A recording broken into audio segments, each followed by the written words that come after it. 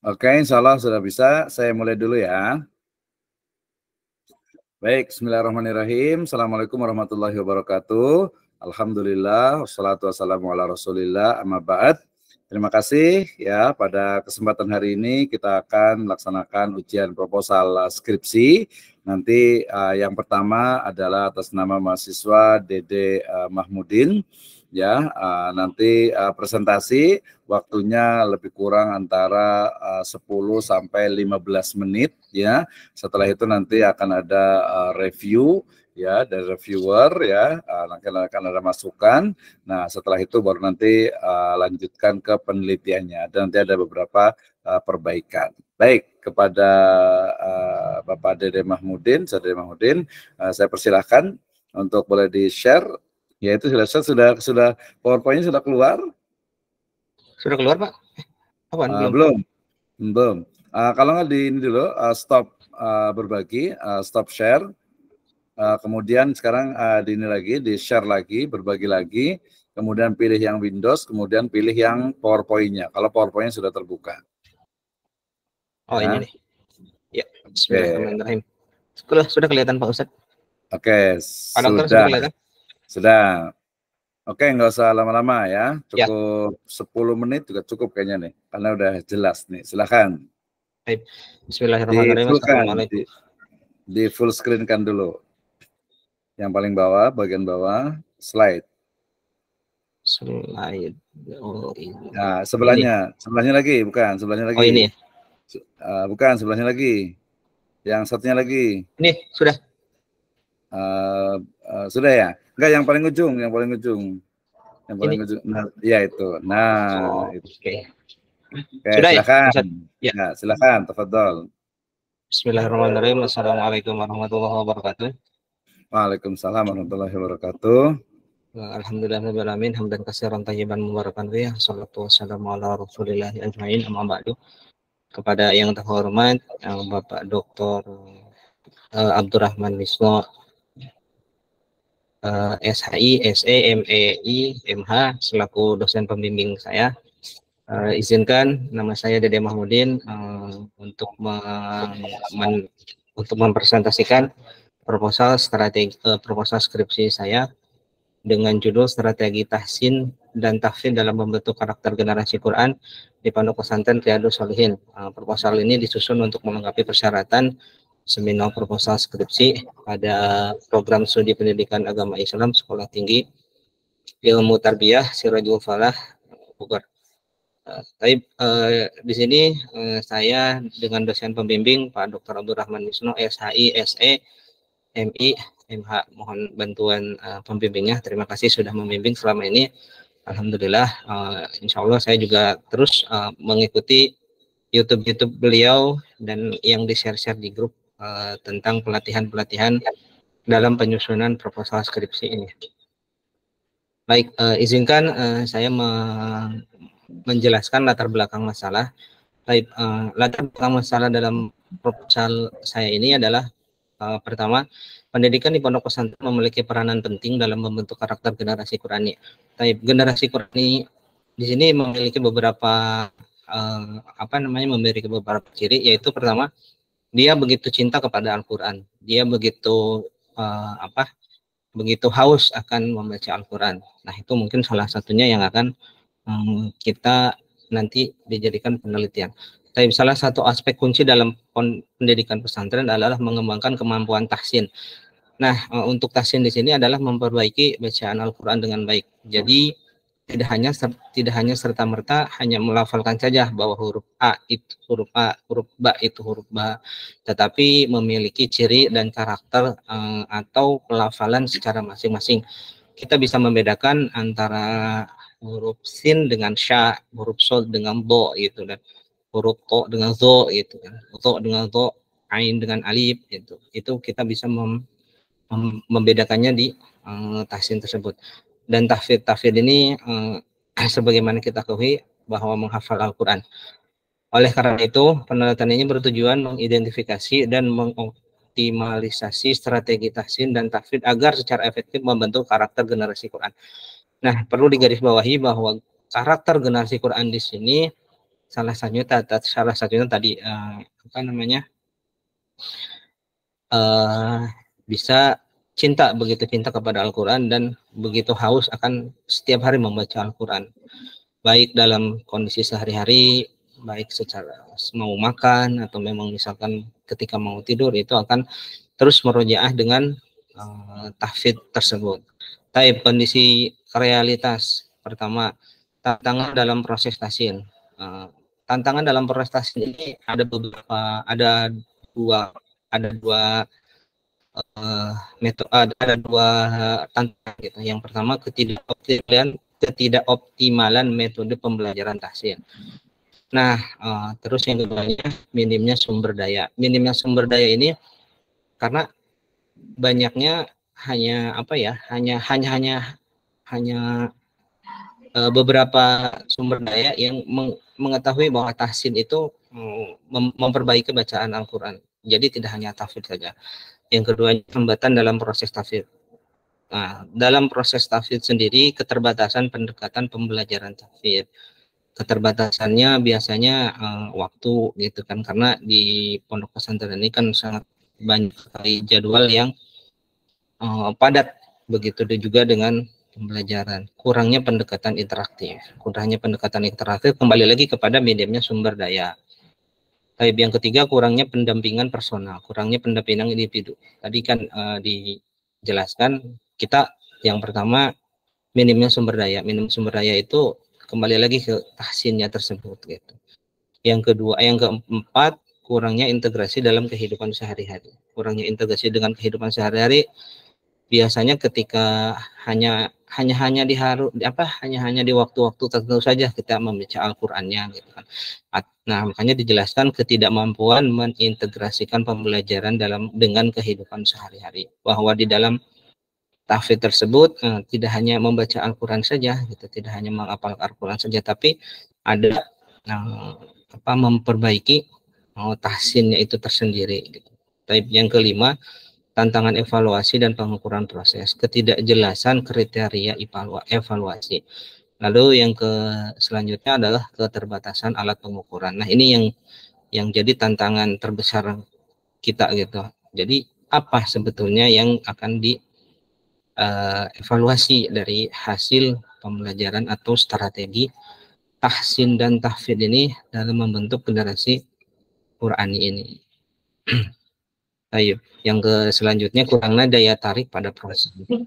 Biasanya proses tahsin ini sangat membosankan kalau rata-rata itu kan hanya pelafalan dan rata-rata tahsin ini kan yang rata-rata memperbaiki itu adalah bosannya terus lagi diperbaiki, karena banyaknya kesalahan-kesalahan yang terletak pada tahsinnya itu sendiri, atau misalkan yang terletak pada sifat-sifat hurufnya itu tersendiri.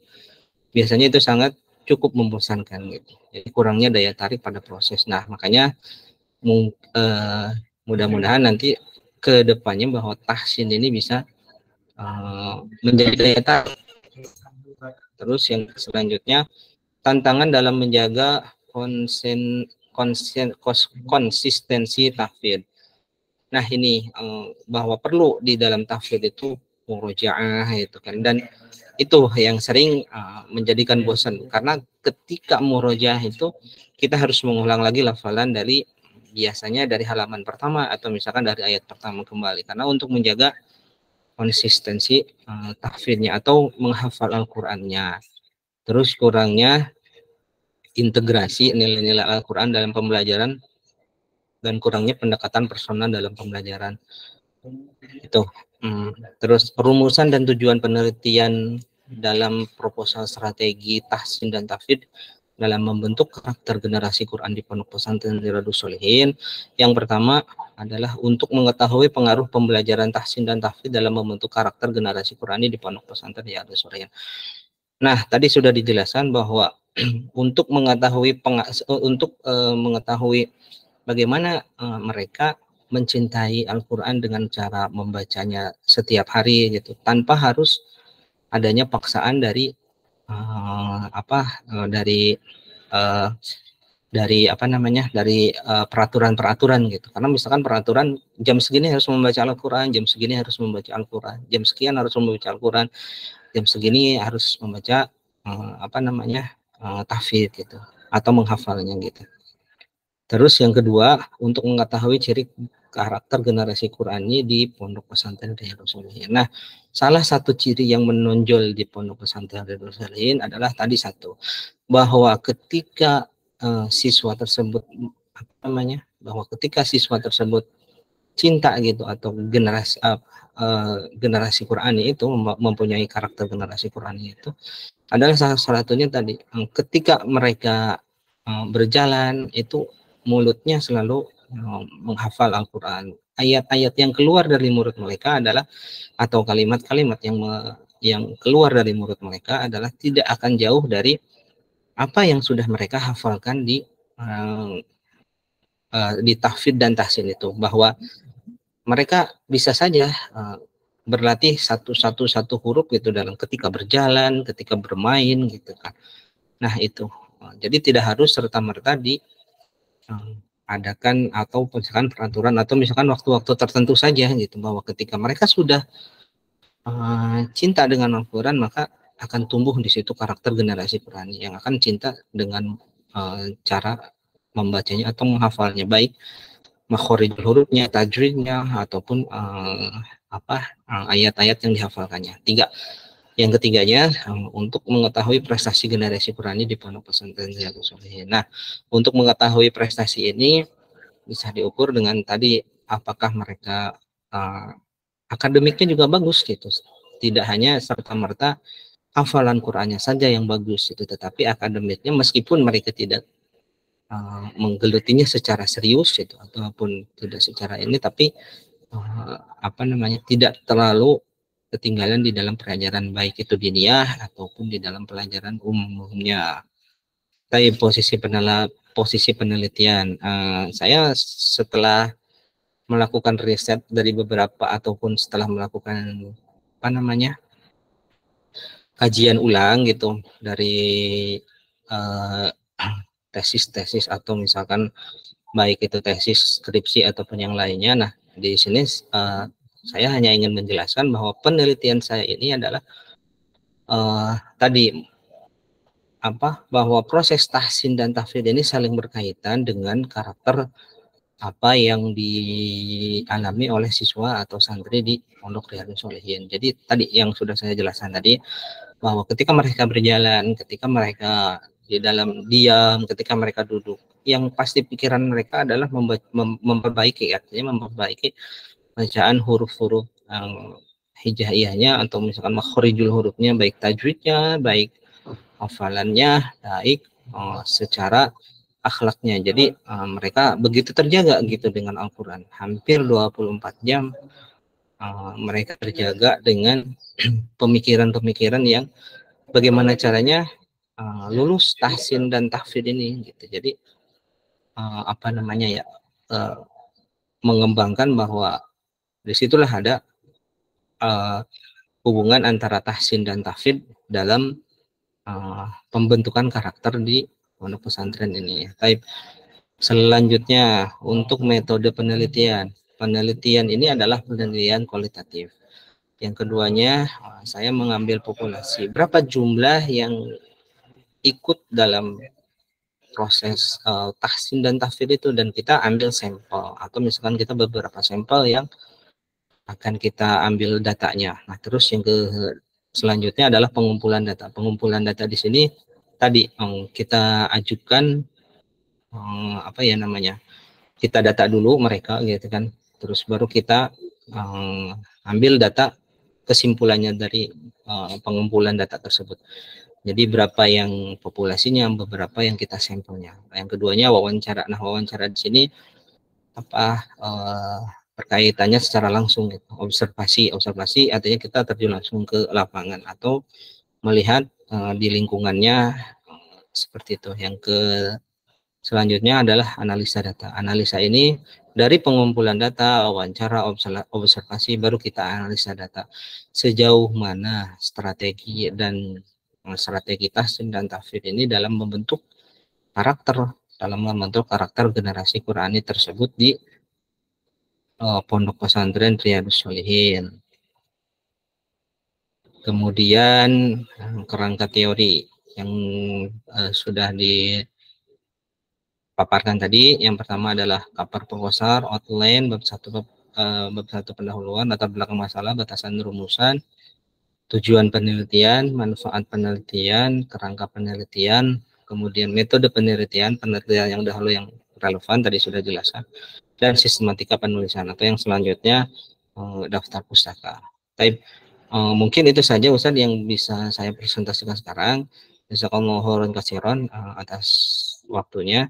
Kami mohon, Ana sendiri mohon bimbingannya jika memang misalkan ada yang kurang berkenan atau memang misalkan perlu dikoreksi.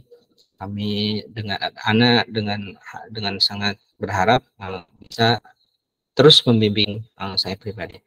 Demikian kepada teman-teman dan kepada dosen. Jazakumullah khairan katsiran. Assalamualaikum warahmatullahi wabarakatuh. Waalaikumsalam warahmatullahi wabarakatuh. Terima kasih Ustaz Dede Mahmudin atas presentasinya. Ya, karena awal dan sudah cukup bagus gitu ya. Nggak usah ditutup ininya. Mungkin nanti saya akan ini kan satu demi satu ya. Maksudnya satu demi satu akan lebih bagus. Jadi kalau ya boleh dinilai itu ini sudah 80 sampai 85 gitu ya. 80 sampai 85 sehingga nanti tinggal hanya beberapa perbaikan saja ya. Oke, tadi teman-teman semuanya mohon diperhatikan ya yang nanti ininya. Ini tadi sudah cukup bagus, hanya saja memang pertama kalau saya mulai dari akhir tadi tentang kerangka pemikirannya. Jadi nanti di paragraf terakhir kita lihat kerangka teori ya. Ini sebenarnya dia bukan kerangka teori tapi sistematika penulisan, dan nanti ini anggap saya sudah selesai ujian proposal skripsi, sehingga kemudian nanti dilanjutkan dengan menulis bab 1 pendahuluan ya, bab 2 kerangka teori, bab 3-nya metode penelitian, kemudian bab 4-nya adalah hasil penelitian, temuan dan pembahasan, bab 5-nya itu adalah penutup, kesimpulan dan saran-saran ya. Bab 1 pendahuluan itu terdiri dari latar belakang masalah, nanti mungkin ada identifikasi masalah atau ada rumusan masalah atau pertanyaan penelitian, kemudian tujuan penelitian, kemudian manfaat penelitian, kalau mau boleh pakai signifikansi penelitian sampai sistematika penulisan. Itu bab 1 ya. Nah, bab kedua adalah kerangka teori atau landasan teori, isinya adalah kalau di kuantitatif itu dia pakai variabel. Kalau di kualitatif ya langsung ke semacam definisi operasional. Itu yang pertama. Jadi nanti langsung Pak Dede langsung masuk nanti buat di di Word-nya itu bab 1 pendahuluan, bab 2 kerangka teori, bab 3 metode penelitian, bab 4 hasil penelitian, bab 5 kesimpulan. Oke. Nah, kemudian dari belakang kita loncat ke depan, ke judulnya. Boleh kita lihat lagi judulnya Pak Dede? Ya, jadi nanti dari judul itu kita akan bisa memilih metode penelitian yang digunakan. Sebelum bicara tentang metode penelitian, kita pahami dulu tentang ruang lingkup. Ini sudah biasanya kalau mahasiswa S1 itu selalunya pengen diambil semuanya gitu ya. Pengen diambil semuanya, dibahas semuanya. Tadi ada strategi, ada generasi Qurani, sampai kepada evaluasi. Ya, padahal ya filosofi dari skripsi, tesis dan disertasi itu adalah seperti sumur. Jadi sumur itu kecil tetapi mendalam gitu ya. Jadi nggak usah dibahas semuanya ya. Jadi cukup satu topik utama. Nanti pertanyaan penelitiannya itu 2 juga boleh, apalagi S1 ya. Jadi boleh dilihat judulnya, kita lihat ya.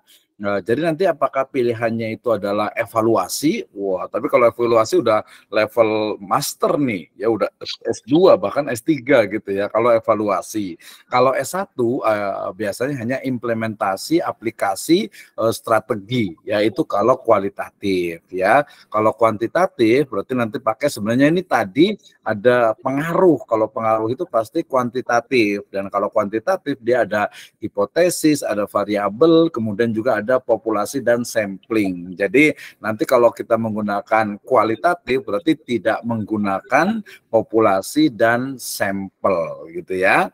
Kita lihat Pak Ustaz Dede judulnya. Jadi dari judul kita akan perbaiki metodenya. Tadi yang dimaksud dengan posisi penelitian itu nanti diganti dengan di bab kedua, ya, yaitu literatur review, penelitian terdahulu. Memang tujuannya itu untuk memosisikan dari penelitian kita. Oke, kita lihat judulnya. Boleh di enter di ini ke atas, judul utamanya, ya. Yang mana? Yang paling atas di cover utama. Di yang paling utama, di atas, paling atas. Atasnya lagi. Ini. Nah, itu. Iya, sudah ada di sini ya. Oke, dibesarkan yang judulnya. Allah, sudah ada di sini. Nah, strategi tahsin dan tahfidz dalam bentuk. Nah, kalau seperti ini dia adalah kualitatif. Pak Dede kira-kira bisa kuantitatif enggak nih? Allah. Bisa kuantitatif nggak pakai SPSS atau pakai Excel statistik? Harus belajar statistik dulu guys sepertinya. Tapi mudah-mudahan bisa sih kalau memang misalkan harus kuantitatif. Ya, kalau kuantitatif nanti berarti pakai pengaruh, ya, pengaruh pembelajaran tahsin dan tahfidz, ya, terhadap atau dalam bentuk pengaruh karakter generasi Qur'ani. Tapi kalau ini ya berarti kualitatif saja.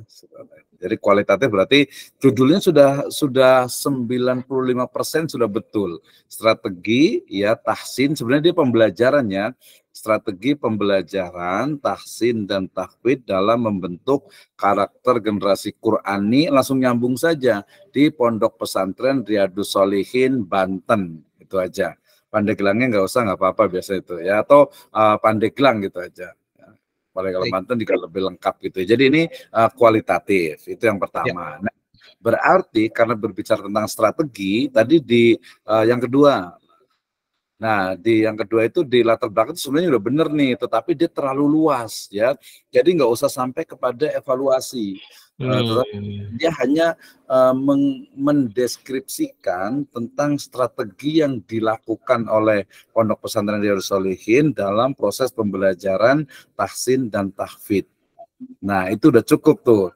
Ya, nanti kalau ada evaluasi nanti di belakang. Tapi kalau untuk di latar, di itu ya, untuk awal saya nggak apa-apa, tadi pembahasannya tidak sampai ke sana. Jadi latar belakang masalah ini adalah yang mengantarkan kepada masalah itu bisa positif, bisa negatif.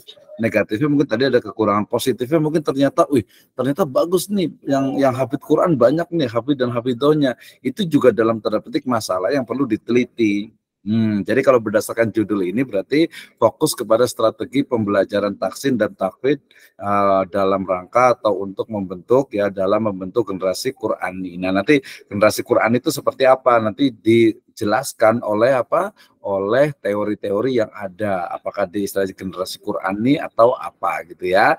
Oke, ini di latar belakang masalah. Kemudian lanjut lagi yang berikutnya. Nah, di rumusan masalah dia jangan menggunakan kata mengetahui, tapi sebenarnya lebih bagus itu untuk menganalisis, ya.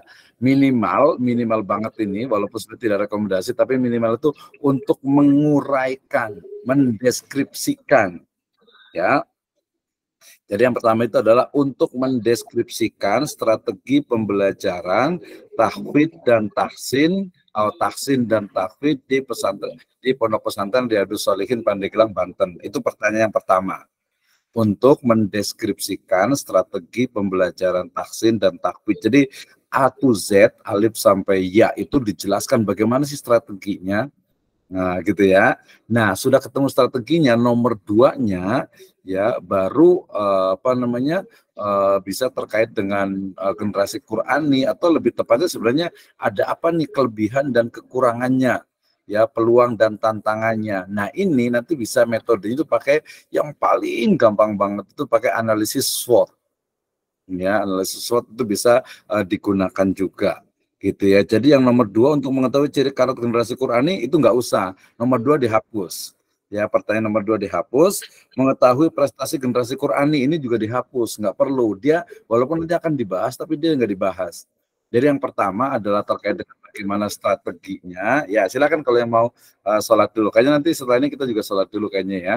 Jadi yang pertama adalah bagaimana strateginya, berarti dia deskripsi. Yang kedua kemudian apa nih peluang, tantangan atau hambatan-hambatan, faktor-faktornya. Nah, itu baru disebutkan di situ.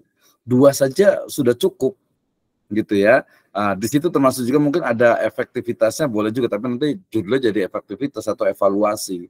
Di nomor 2-nya itu cukup juga gitu ya, di nomor 2-nya. Nah, untuk merumuskan ini kita juga bisa pakai yang berikutnya, di posisi penelitian. Sebenarnya posisi penelitian itu nanti Pak Sadede kumpulkan 5 lah minimal banget ya, kalau bisa 10. 5 penelitian terdahulu baik dalam bentuk jurnal ataupun skripsi, tesis gitu ya, dengan tema terkait. Jadi tema itu adalah strategi pembelajaran tahsin di mana gitu. Ya, strategi pembelajaran tahsin dan tahfidz di mana, kemudian ada untuk membentuk generasi Quran itu di mana. Nah, seperti itu gitu ya. Nah, itu bisa dilakukan. Jadi posisi penelitian dia bukan posisi penelitian, nanti judulnya diganti dengan apa? Literatur review atau penelitian terdahulu. Oke, next yang berikutnya. Setelah posisi penelitian, metode penelitian. Nah, tadi saya sebutkan ini kita menggunakannya tuh bukan ini udah bener nih kualitatif, udah bener, tapi tidak menggunakan populasi dan sampel. Ya, jadi populasi dan sampelnya itu dihilangkan, langsung kepada teknik pengumpulan datanya. Ya, teknik pengumpulan datanya berarti dengan apa nih? Ya, pertama interview, wawancara. Nanti wawancara dengan mudirnya, dengan pengajarnya, kemudian mungkin dengan siswanya, santrinya, ya, dengan minimal itu ya 5 orang lah. Jadi biar kita tahu persis begini loh strategi pembelajaran tahsin dan tahfidznya gitu ya. Setelah itu ya observasi kan di situ. Jadi observasi wawancara, baru nanti ada satu lagi yaitu studi dokumen. Studi dokumen itu mungkin ada pedoman pembelajaran tahfidz atau mungkin ada SOP untuk pengajaran tahfidz dan lain sebagainya. Nah, analisis datanya yang paling gampang untuk kredibilitas itu menggunakan Mills and Huberman, penelitian atau analisis kualitatifnya Miles ya, Miles and Huberman ya. Kemudian untuk validitas datanya menggunakan bisa member check ya, atau juga menggunakan FGD, Forum Group Discussion. Kayaknya di video saya yang terbaru tentang kualitatif itu ada juga, nanti boleh dilihat, kemarin saya upload itu. Jadi itu untuk yang kualitatif. Saran saya sih mendingan yang kualitatif saja, itu lebih mendalam. Nah, nanti kalau mau tambahkan dengan evaluasi mungkin di dalamnya. Jadi tentang tapi tidak fokus di sana. Jadi kalau evaluasi nanti dia teorinya panjang soalnya tentang evaluasi itu. Nah, oke, kemudian setelah metode penelitian, apalagi ini berarti yang berikutnya terakhir itu bukan kerangka teori tapi sistematika penulisan ya. Nanti mudah-mudahan saya bisa share untuk pedoman penulisan. Jadi intinya adalah mengikuti pedoman penulisan yang dikeluarkan oleh kampus. Nah, itu udah selesai. Jadi Sadede Mahmudin dianggap sudah lulus untuk seminar proposal skripsi dan silakan dilanjutkan nanti komunikasi dengan saya ya, termasuk juga nanti dengan pembimbing yang lainnya. Gitu. Oke, sebelum ditutup ada pertanyaan, Ustaz Dede? Baik Pak Ustadz, terima kasih atas koreksinya, sangat berharga sekali, Masya Allah. Ternyata memang ilmu harus didapat juga dengan seperti ini gitu kan Pak Ustadz, dengan berbagai cara gitu kan. Masya Allah, ya. Alhamdulillah, terima kasih. Tadi yang di sini Pak Ustadz untuk rumusan dan tujuan penelitian ini, itu yang keduanya itu saya ketinggalan tadi yang keduanya itu. Ini rumusannya ya. Jadi pertama rumusan. Jadi pertama rumusan itu adalah bagaimana strategi pembelajaran tahsin dan tahfidz di pesantren Riyadhus Shalihin Pandeglang, Banten. Itu yang pertama. Yang kedua mungkin bisa dalam bentuk evaluasi atau efektivitas atau mungkin kelebihan dan kekurangan dari itu yang keduanya. Kalau yang ketiga evaluasi itu dua aja lah, saran saya dua aja. Nah, kalau untuk tujuan penelitiannya tinggal dihapus kata bagaimananya, langsung diganti. Tujuan penelitian pertama mendeskripsikan strategi pembelajaran tahsin dan tahfidz ini. Yang keduanya menganalisis ya strateginya. Jadi strateginya itu setelah dideskripsikan baru dianalisis. Analisis ini hasilnya apa? Sudah bagus, kurang bagus, atau mungkin perlu adanya improvement atau peningkatan. Tenang saya membimbing, yang penting komunikasi. Ya, sudah ada di situ ya. Ya, baik. Saya jazakallahu khairan.